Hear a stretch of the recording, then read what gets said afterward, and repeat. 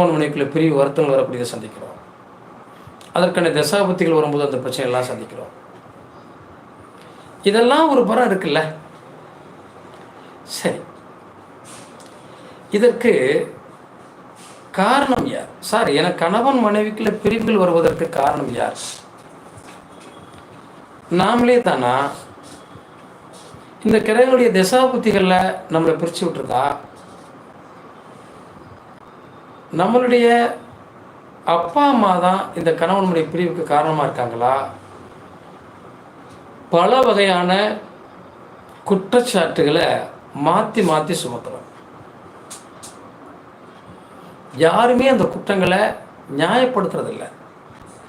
தனது பக்கம் நியாயம் இருப்பதாக தான் நாம் எல்லாருமே பேசுகிறோம். இந்த பிரிவுகளுக்கு, பிரிவான விஷயங்களுக்கு காரணம் யார் என்பதை யாராவது 10 நிமிஷம் உட்காந்து யோசிக்கிறோமான்னா இல்லை. ஜாதகத்தை போய் பார்க்குறோம், ஜோசியர் உங்களுக்கு கிரகம் சரியில்லைன்னு சொல்கிறாரு, அதனால் பிரிவு வரும்னு சொல்கிறாரு. ஒரு சோசியத்தை போய் கேட்குறோம், இல்லை இவங்களை சேர்த்து வைக்க முடியாது புரிஞ்சிடுவாங்கன்னு சொல்லிட்டாரு.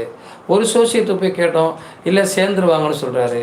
ஒரு சோசியர் சொல்கிறாரு, எதுக்கு இவங்களை திருமணம் பண்ணீங்க, 2 பேருக்குமே சோடி பொருத்தம் இல்லைன்னு சொல்கிறாரு. இப்படி தானே பேசிகிட்டு இருக்கோம். மூல காரணம் என்ன, மூல பிரச்சனை என்னன்னு யாராவது யோசிச்சிருக்கோமா? எந்த காலத்தில் யோசிக்க மாட்டோம். அதனால் வர்ற வினைதான் இந்த பிரிவுகளுக்கு காரணமாக.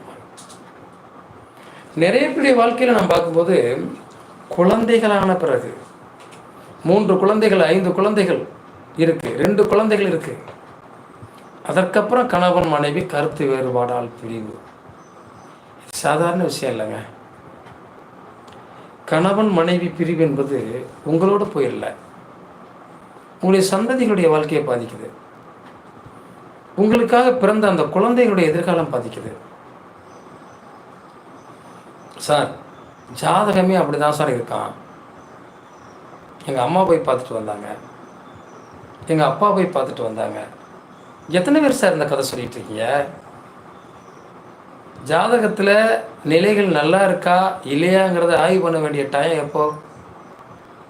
நாம் ஜாதகத்தை போய் பொருத்தம் பார்க்குற போது இவர்கள் இருவருக்கும் பொருந்துமா, சிறப்பாக இருப்பாங்களா அப்படிங்கிறத கணிக்கிறோம். அப்போ இவர்களுக்கு பொருத்தம் இருக்கா, கணவன் மனைவி மன வாழ்க்கை சிறப்பாக இருக்குமாங்கிறத கணிக்கிறோம். செவ்வாய் தோஷம் இருக்கா, சர்ப்பதோஷம் இருக்கா, புத்திர்கள் தோஷம் இருக்கா, இதனால் பாதிப்புகள் இருக்காங்கிறத கணிக்கிறோம். அப்போ தானே அது சரியாக பார்த்துருக்கணும். அப்போல்லாம் உங்களுக்கு பொறுத்த இருக்குது, செய்யலான்னு சொல்லிட்டாங்க, அதனால் செஞ்சிட்டோன்னு சொல்லிட்டீங்க, திருமணம் பண்ணிட்டீங்க இல்லையா?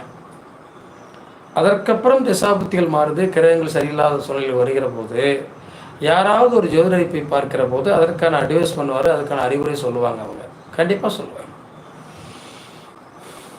அதை எடுத்துகிட்டு வரணும். இதில் இந்த பிரிவுக்கு மூல காரணமாக இருக்கிறது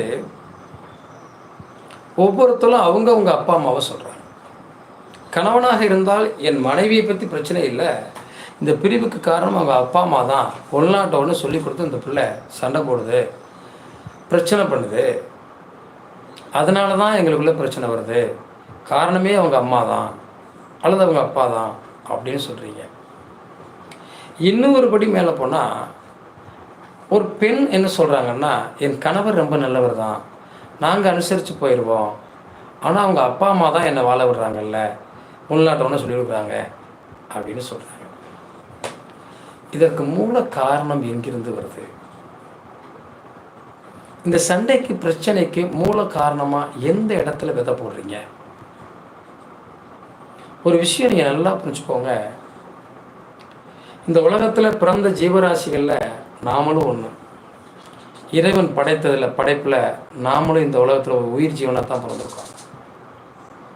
ஏன்னா நம்ம பேசுகிறோம், மற்ற உயிரினங்கள் பேசலை. இறைவன் அந்த பக்குவத்தை நம்ம கொடுத்துருக்கான். இந்த பேச்சு இருக்கு இல்லையா, யாகாவா ராயினும் நாகாக்க காவாக்கால் சோகாப்பர் சொல்லிலுக்கு பட்டினார் திருவள்ளுவர். இந்த வார்த்தை தான் முக்கியமாக கையாள வேண்டிய விஷயமா இருக்கு. தன் கணவனோடு மகிழ்ச்சியாக இருக்கிற போது, சந்தோஷமாக இருக்கிற போது, தனக்கான துணை கிடைத்து விட்டது, எல்லாமே நமக்கு உலகமே கணவன் தான் அப்படின்ற ஒரு நம்பிக்கைக்குள்ள ஒரு மனைவி போகிற போது முன்னாடி